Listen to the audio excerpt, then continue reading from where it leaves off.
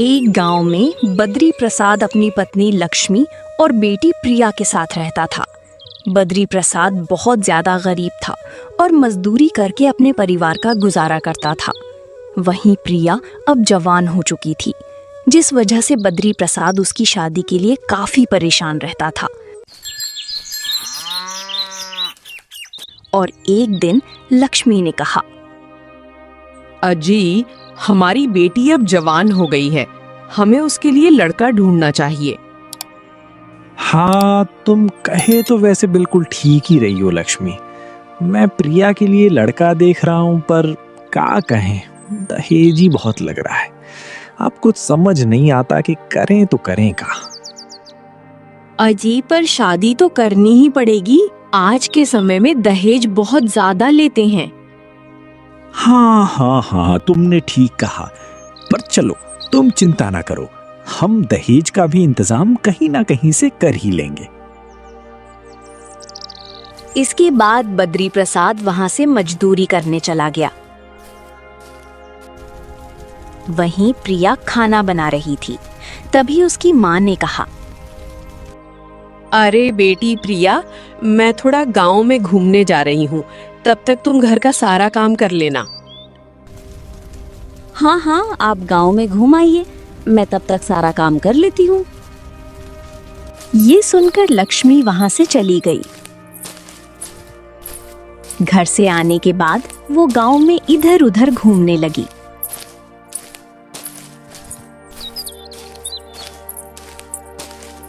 तभी उसे विमला दिखाई दी। विमला ने जब लक्ष्मी को देखा तो कहा, अरे लक्ष्मी, कहाँ घूम रही हो गांव में?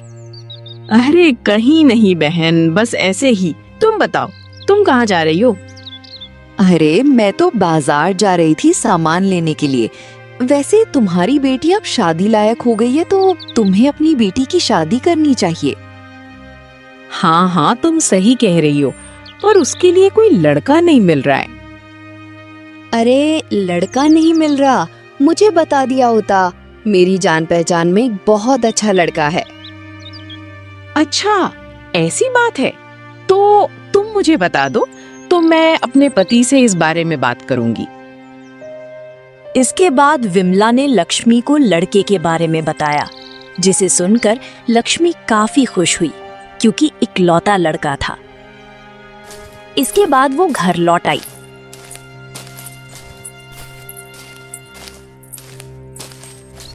अब लक्ष्मी को प्रिया ने इतना खुश देखा तो कहा, क्या हुआ माँ, आप बहुत ज्यादा खुश लग रही हैं। हाँ हाँ बेटी, मुझे तुम्हारे लिए लड़का मिल गया है। ये सुनकर प्रिया भी काफी खुश हुई। शाम को जब बद्री प्रसाद घर लौटकर आया तो लक्ष्मी ने उसे सारी बात बताई, जिस पर बद्री प्रसाद ने कहा, अरे वाह, अगर ऐसी बात है तो तुम रिश्ता पक्का कर दो। अजी, रिश्ता तो पक्का हो जाएगा, पर दहेज के लिए पैसे कहाँ से आएंगे? अरे तुम काहे चिंता कर रही हो, हमने सब कुछ सोच लिया है। जमींदार जी से पैसे उधार ले लेंगे, बाद में चुका देंगे। अजीब, जमींदार जी पैसे उधार देंगे क्या? अरे काहे नहीं देंगे, मैं बात करके देखूंगा, जरूर दे देंगे, तुम चिंता ना करो। इसके बाद लक्ष्मी ने विमला से शादी की बात की और फिर रिश्ता पक्का हो गया। अब बद्री प्रसाद के घर शादियों की तैयारी चल रही थी और बद्री प्रसाद ने लक्ष्मी से कहा, सुनो लक्ष्मी, जमींदार जी के घर जा रहा हूँ। हाँ हाँ, आप जाइए। इसके बाद बद्री प्रसाद जमींदार के घर आ गया।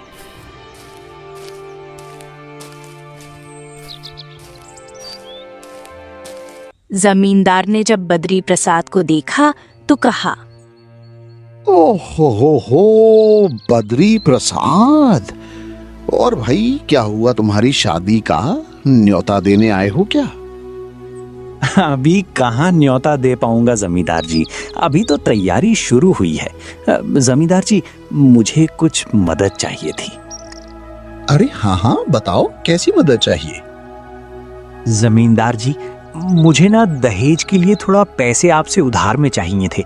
मैं आपके सारे पैसे बाद में दे दूंगा। अच्छा बताओ बताओ, कितने पैसे चाहिए बताओ। यही कोई 2-3 लाख चाहिए। हैं? अरे ये तो बहुत ज्यादा है। देखो भाई, इतने रुपए मैं तुम्हें बिना किसी जमानत के नहीं दे सकता।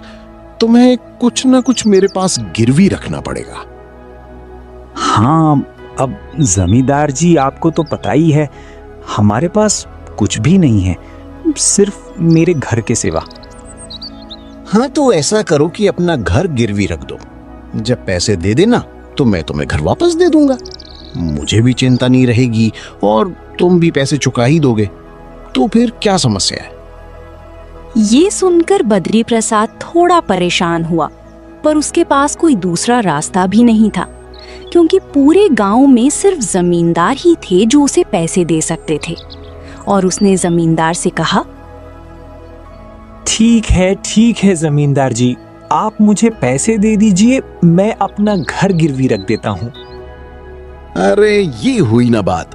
अब मैं तुम्हें आराम से पैसे दे दूंगा, तुम आराम से 1 साल में चुका देना, ठीक है। हाँ ठीक है जमींदार जी। इसके बाद जमींदार ने बद्री प्रसाद को पैसे दे दिए और फिर वो वहां से चला गया। घर आने पर उसने लक्ष्मी को पैसे दिए और कहा, लक्ष्मी, इसे संभाल के रखो, अब हमारी बिटिया रानी की शादी धूमधाम से होगी। हाँ हाँ, आप बिल्कुल ठीक कह रहे हैं। अब हमारी बेटी की शादी धूमधाम से हो पाएगी। हमारी बेटी कितनी जल्दी बड़ी हो गई। सही कहा, देखते ही देखते इतनी सी प्रिया इतनी हो गई, शादी के लायक हो गई। और देखो, कुछ दिनों बाद वो हमें छोड़कर भी चली जाएगी। आप ऐसा क्यों कह रहे हैं? लड़कियां तो पराई ही होती हैं। हाँ, पर मैंने कभी भी उसे लड़कों से कम नहीं समझा। वो हमेशा मेरे लिए मेरी जान से प्यारी रहेगी। ये सुनकर लक्ष्मी की भी आंखें भर आईं। इसके बाद बद्री प्रसाद ने अपनी बेटी प्रिया की शादी खूब धूमधाम से की। प्रिया की शादी होने के बाद अब वो लोग आराम से रहने लगे। और एक दिन लक्ष्मी ने कहा, अजी, हमारी बेटी की शादी बहुत अच्छे घर में हो गई है। हाँ, तुमने बिल्कुल ठीक कहा। अब ये सब तो भगवान की मेहरबानी है। अब बस कोई ऐसा काम मिल जाए जिससे मैं जमींदार जी के पैसे लौटा सकूं। अजी, पैसे तो बहुत ज्यादा हैं। आप 3 लाख कहाँ से लाएंगे? ओहो, तुम बहुत ही ज्यादा चिंता करती हो। अगर काम करूंगा तो सब कुछ ठीक हो जाएगा। हाँ, चिंता ना करो। धीरे धीरे समय गुजर रहा था। समय के साथ 1 साल कब हो गई पता ही नहीं लगा। और एक दिन जमींदार बद्री प्रसाद से पैसे मांगने आया। ए बद्री प्रसाद, अरे बद्री प्रसाद, अरे बद्री प्रसाद भाई, घर पर हो या कहीं चले गए? ए बद्री प्रसाद।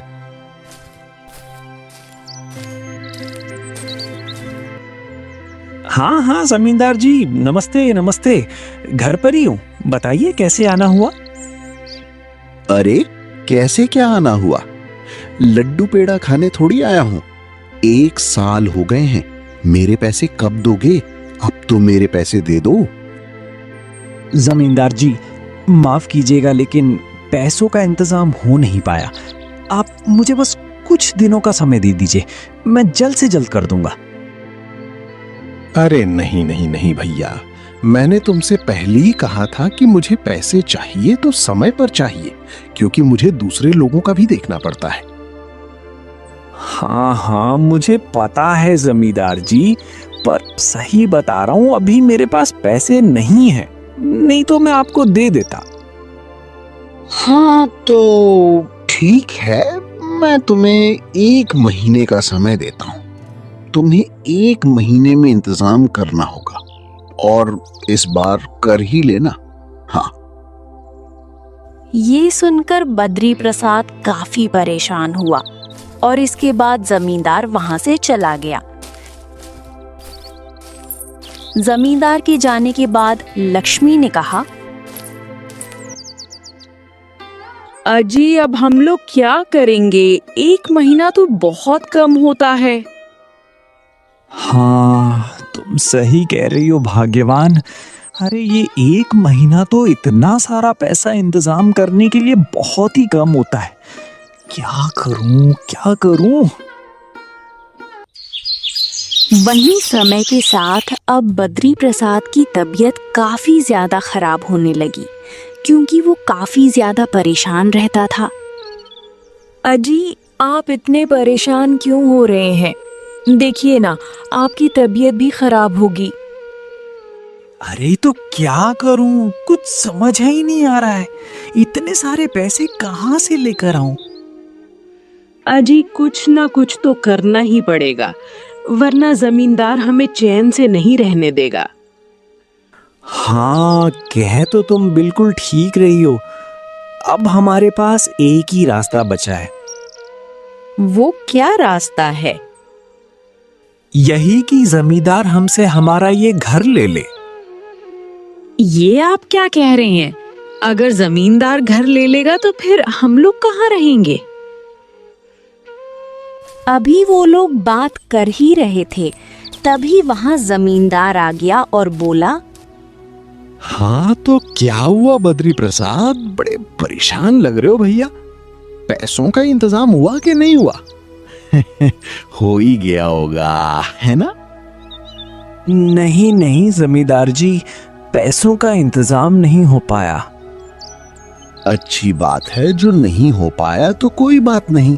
चलो अब अपना घर खाली कर दो और कहीं और जाकर रहो, क्योंकि अब मैं तुम्हारा घर ले रहा हूं। चलो खाली कर दो जल्दी से, चलो चलो चलो। ये आप क्या कह रहे हैं जमींदार जी? आप देख नहीं रहे मेरे पति की हालत कितनी ज्यादा खराब है। अगर आप हमारा घर ले लेंगे तो फिर हम लोग कहाँ रहेंगे? अब ये तुम्हारी समस्या है कि तुम कहाँ रहोगे। मैंने किसी का ठेका नहीं ले रखा है, मैं सिर्फ पैसा देता हूँ और पैसे लेता हूँ। मुझे कुछ नहीं पता, समझी? बात करते हो। अरे देख क्या रहे हो? चलो निकलो यहाँ से, निकलो इस घर से, चलो। ये सुनकर वो लोग काफी ज्यादा दुखी हुए और बद्री प्रसाद ने कहा, हाँ, हमें ये घर छोड़ना ही पड़ेगा लक्ष्मी, क्योंकि मैंने जमींदार जी के पास में घर गिरवी रख दिया था पैसे लेने के बदले में। चलो चलो चलो। ये सुनकर लक्ष्मी भी काफी दुखी हुई और इसके बाद उन्होंने घर को छोड़ दिया और वो लोग गांव में इधर उधर भटकने लगे। उन्हें इस तरह देखकर गांव वाले भी काफी हैरान थे। तभी उन्हें गांव का सुरेश मिला और बोला, हे भैया, जब तुम्हारे पास पैसे नहीं थे तो अपनी बिटिया रानी की शादी इतने अच्छे घर में काहे कर दी? किसी गरीब के घर में कर देते तो वो दहेज भी ना मांगता। अरे नहीं नहीं भैया, मेरी इकलौती बेटी थी, उसकी शादी मैं गरीब घर में कैसे कर देता? और वैसे भी गरीब घर में करते तब भी दहेज तो देना ही पड़ता ना। आज के समय में सब दहेज लेते हैं, चाहे गरीब हो चाहे अमीर। हाँ वैसे ये बात तो है भैया, लेकिन पर इतना नहीं लेते ना जितना कि तुमने जमींदार जी से पैसे उधार लेकर दिए हैं। अब देखा ना, जमींदार ने तो तुम्हें तुम्हारे ही घर से बाहर निकाल दिया। अरे कहीं भी चले जाएंगे, जहां भगवान ले जाएगा वहां चले जाएंगे, पर हाँ, हम किसी पर बोझ नहीं बनेंगे। ये सुनकर सुरेश ने कुछ नहीं कहा और वो वहां से चला गया। जिस पर लक्ष्मी ने कहा, अजी अब हम कहाँ जाएंगे? आपकी भी तबीयत खराब है। अरे तुम मेरी चिंता मत करो, ऐसा करते हैं कि चलो हम लोग जंगल चलते हैं। चलो आ जाओ आ जाओ आ जाओ। जंगल जाकर क्या करेंगे? वहां पर तो जंगली जानवर होंगे। मुझे पता है लक्ष्मी, पर हमारे पास और दूसरा कोई रास्ता भी तो नहीं है। जंगल में जाकर कहीं ना कहीं गुजारा कर लेंगे। चलो आ जाओ। इसके बाद वो लोग जंगल की तरफ चले आए।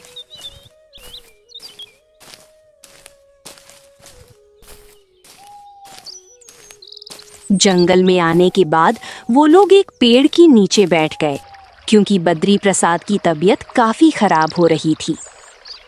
अजी, आपकी तबीयत तो बहुत ज्यादा खराब हो रही है, अब मैं क्या करूं?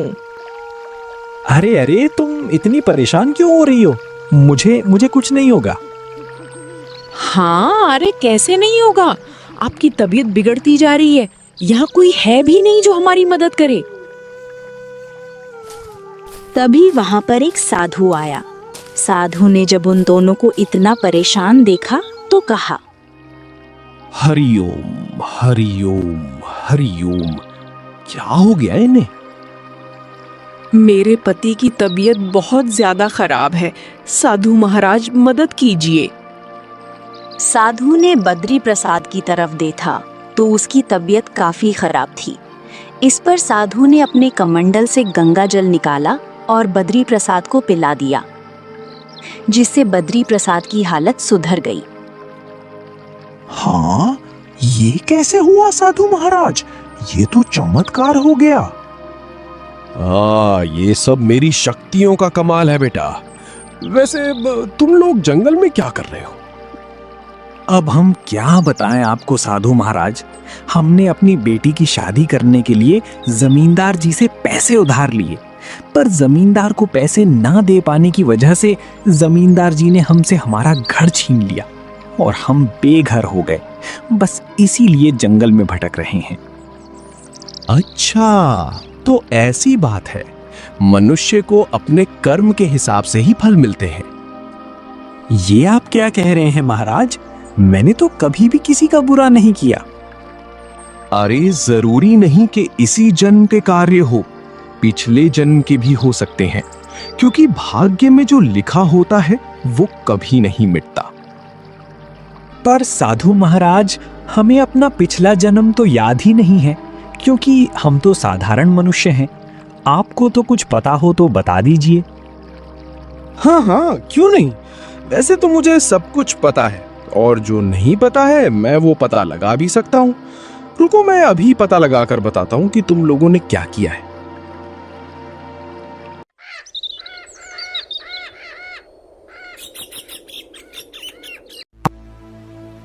ये कहकर साधु उसी पेड़ के नीचे बैठ गया और ध्यान मग्न हो गया। कुछ देर बाद उसने आंखें खोली और कहा,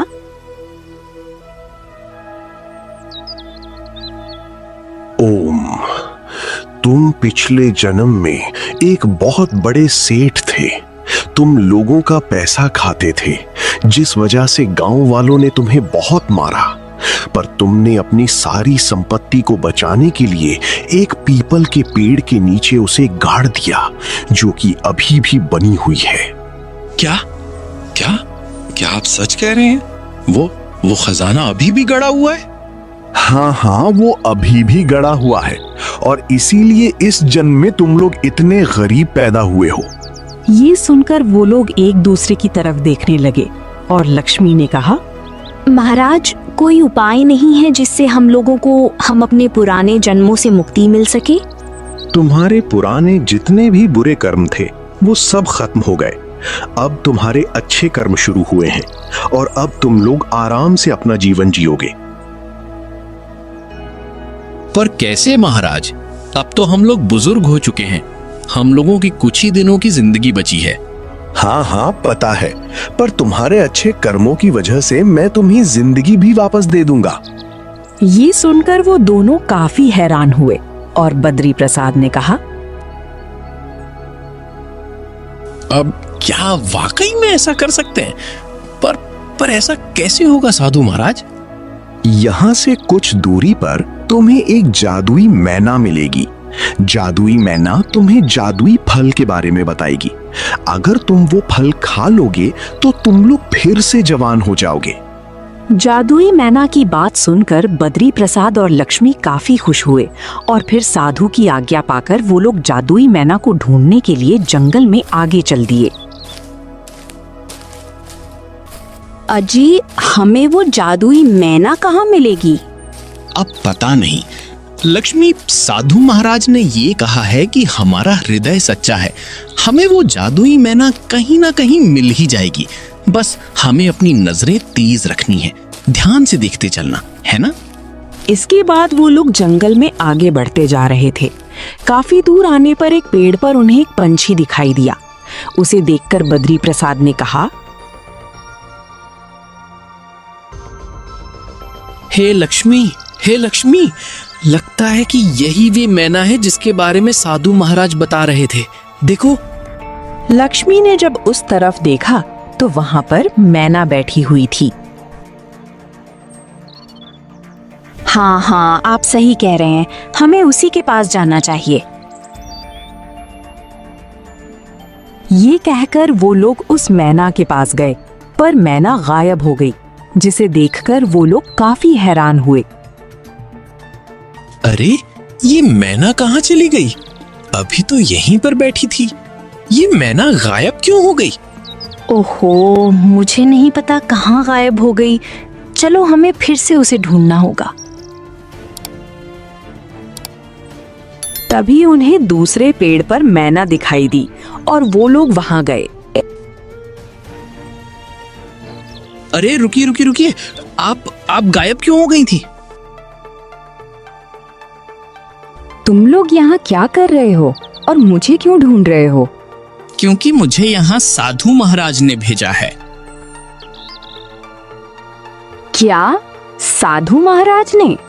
ठीक है, अगर तुम्हें साधु महाराज ने भेजा है तो ये बताओ, साधु महाराज के गले में कितनी माला थी? ये सुनकर वो दोनों सोच में पड़ गए।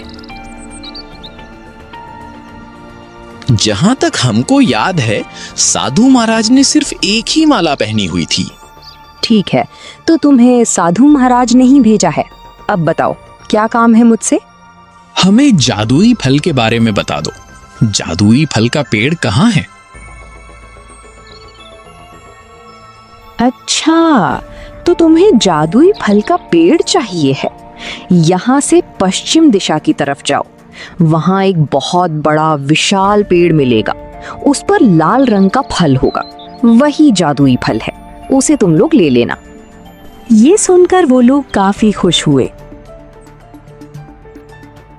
और पश्चिम दिशा की तरफ चले गए। पश्चिम दिशा की तरफ वो लोग जा रहे थे। काफी दूर आने पर बद्री प्रसाद ने कहा, हे लक्ष्मी, मैं काफी ज्यादा थक गया हूँ। बाप रे। हाँ हाँ, आप यहाँ पर आराम कर लीजिए, हम लोग आराम से चलेंगे।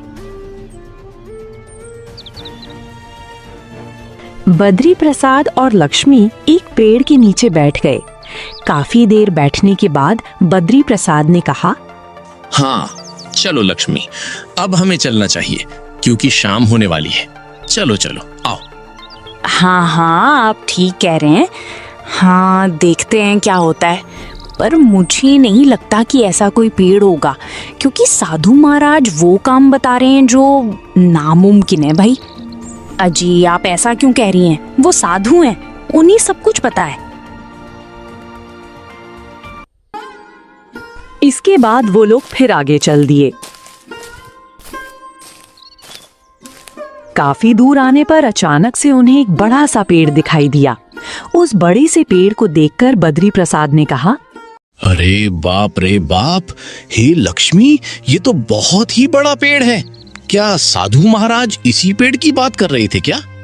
लक्ष्मी ने जब इतने बड़े पेड़ को देखा तो वो भी काफी ज्यादा हैरान हो गई।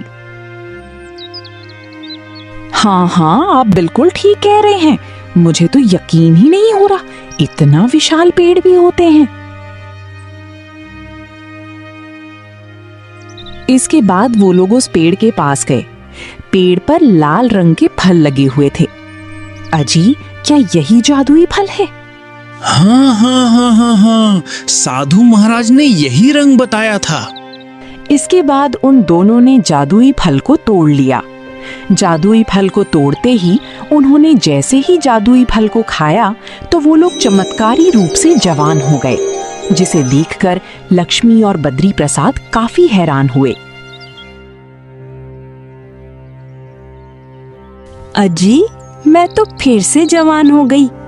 हाँ, मैं भी जवान हो गया। ऐसा लग रहा है कि जैसे हम लोग 25 बरस के हो गए हो।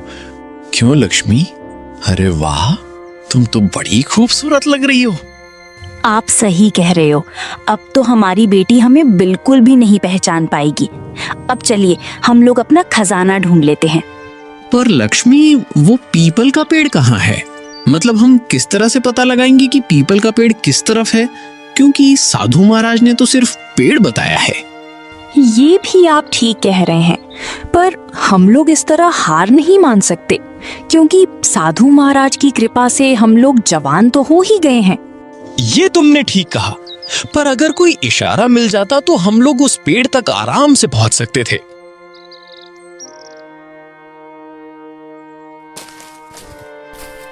तभी वहां पर एक सुनहरे रंग का हिरण आया। हिरण को देखकर बद्री प्रसाद ने कहा, अरे, ये तो सुनहरे रंग का हिरण है। ये कहाँ जा रहा है? मुझे क्या पता ये कहाँ जा रहा है। मुझे ऐसा क्यों लग रहा है कि ये हिरण हमको ही लेने आया है। ये आप क्या कह रहे हैं? ऐसा कुछ भी नहीं है। अरे तो लक्ष्मी, इसके पीछे जाने में हर्ज क्या है? चलो हम लोग इसके पीछे ही चलते हैं। अरे चलो चलो चलो, आ जाओ आ जाओ आ जाओ। इसके बाद बद्री प्रसाद और लक्ष्मी सुनहरे हिरण के पीछे पीछे चले गए। सुनहरा हिरण उन्हें जंगल में काफी अंदर लेकर जा रहा था, जिसे देखकर वो लोग काफी ज्यादा हैरान हो रहे थे। अजी, ये हमें इतने अंदर कहाँ लेकर जा रहा है? लक्ष्मी, साधु महाराज ने बताया था कि हम लोगों ने पिछले जन्म में जंगल के अंदर ही खजाना छिपाया था। ये हमें जरूर वहीं लेकर जा रहा होगा। चलो आ जाए।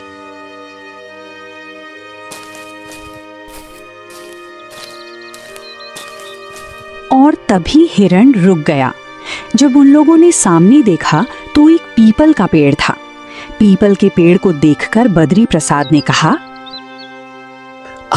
लगता है यही वो पेड़ है जिसके बारे में साधु महाराज बता रहे थे। वहीं हिरण वहां से अचानक से गायब हो गया, जिसे देखकर वो लोग काफी हैरान हुए। अजी, ये हिरण कहाँ चला गया? कहीं ऐसा तो नहीं साधु महाराज ने हमारी मदद के लिए हिरण को भेजा हो? हाँ, तुम बिल्कुल सही कह रही हो। हम लोगों ने अभी साधु महाराज को याद किया था, शायद ये उन्हीं की माया हो। इसके बाद उन्होंने पीपल के नीचे खुदाई शुरू कर दी। काफी देर खोदने के बाद उन्हें वहां पर सोने चांदी से भरे मटके मिले, जिन्हें देखकर वो लोग काफी खुश हो गए। मुझे भी नहीं पता था लक्ष्मी, ये तो साधु महाराज की कृपा है जो उन्होंने हमें बता दिया। इतना सारा सोना चांदी? हमें तो पता ही नहीं था कि पिछले जन्म में आप इतने अमीर थे। बाप रे बाप। अजी, अब हमें इन सबको लेकर वापस अपने गांव चलना चाहिए। हाँ, तुम बिल्कुल ठीक कह रही हो। वैसे भी रात होने वाली है, पर इससे पहले हमें साधु महाराज का धन्यवाद भी करना चाहिए। ये भी आप बिल्कुल सही कह रहे हैं, क्योंकि साधु महाराज की कृपा से ही हम लोग फिर से जवान हो पाए हैं और हमें इतना धन दौलत मिल पाया।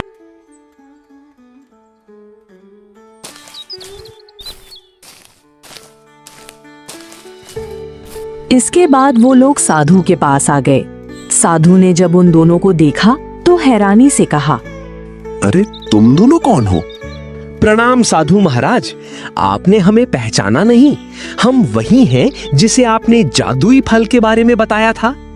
ये सुनकर साधु काफी खुश हुआ और बोला, ओ, अरे हाँ, तुम्हें लगता है कि जादुई फल मिल गया है। हाँ साधु महाराज, हमें मैना ने जादुई फल के बारे में बता दिया था और आपकी कृपा से देखिए हम फिर से जवान हो गए और वहीं हमें हमारा सारा धन भी मिल गया। ये सुनकर साधु काफी खुश हुआ और बोला, अरे वाह, ये तो बहुत अच्छी बात है। अब तुम लोग अपना जीवन आराम से गुजारो, जाओ। इसके बाद वो लोग साधु की आज्ञा पाकर गांव में वापस आ गए, जहां पर उनकी बेटी प्रिया आई हुई थी और वो जमींदार से कह रही थी, आपने मेरे पिताजी से मेरा घर क्यों ले लिया? आपको पता है ना मेरे पिताजी ने कितनी मेहनत से ये घर बनवाया था। हाँ हाँ हाँ, मुझे पता है, तो मैं क्या करूं? उसने मेरे पैसे नहीं दिए, इसीलिए घर ले लिया। ये सुनकर प्रिया काफी ज्यादा दुखी हुई और बोली, हे भगवान, मुझे नहीं पता था मेरे माता पिता मेरी शादी करने के लिए इतना दुख उठा रहे हैं। अगर मुझे पता होता तो मैं कभी भी शादी नहीं करती। अच्छा, तो क्या बद्री प्रसाद ने तुझे बताया नहीं था क्या? नहीं, उन्होंने मुझे कुछ नहीं बताया था। पता नहीं वो लोग कहाँ पर होंगे। वहीं मेरे पिताजी तो अभी बीमार भी थे। ये कहकर प्रिया जोर से रोने लगी। तभी वहां पर बद्री प्रसाद और लक्ष्मी आ गए। उन्होंने जब अपनी बेटी को देखा तो काफी खुश हुए। अरे बेटी, तुम क्यों रो रही हो? वहीं जब प्रिया ने उन दोनों को देखा तो वो थोड़ी हैरान हुई और बोली, आप लोग कौन हैं और आप मुझे बेटी क्यों कह रही हैं? अरे बेटी, मैं तेरी माँ लक्ष्मी हूँ। ये सुनकर प्रिया और जमींदार काफी ज्यादा हैरान हुए, क्योंकि लक्ष्मी और बद्री प्रसाद बूढ़े थे, फिर ये कुछ जवान कैसे हो गए? अरे पर तुम लोग तो जवान हो, मेरे माता पिता तो बूढ़े थे, ये कैसे हो सकता है? अरे बेटी, हम ही तुम्हारे माता पिता हैं। ये सब साधु महाराज की कृपा से हुआ है। क्या साधु महाराज की कृपा से? हम कुछ समझी नहीं बद्री प्रसाद, ये तुम क्या कह रहे हो? इसके बाद बद्री प्रसाद ने उन्हें सारी बात बताई, जिसे सुनकर जमींदार और प्रिया काफी ज्यादा हैरान हो गए। क्या आप सच कह रहे हैं पिताजी? मुझे तो यकीन ही नहीं हो रहा, आप फिर से जवान हो गए। और बस इसी के साथ अब हम लोग अमीर हो गए हैं। हाँ, जमींदार जी, ये लीजिए आपके पैसे। चलिए अब हमारा घर खाली करिए। ये कहकर बद्री प्रसाद ने जमींदार को पैसे दे दिए।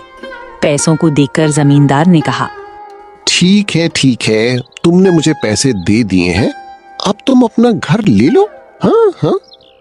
ये सुनकर बद्री प्रसाद और लक्ष्मी काफी खुश हुए। अजी, अब हमें हमारा घर वापस मिल गया है। हाँ, तुम बिल्कुल सही कह रही हो। चलो प्रिया, हम लोग अपने घर के अंदर चलते हैं। आओ बेटा, आ जाओ। इसके बाद वो लोग घर के अंदर आ गए। घर के अंदर आने पर बद्री प्रसाद ने प्रिया से कहा, बेटी, हमें तुम्हें कुछ बताना है।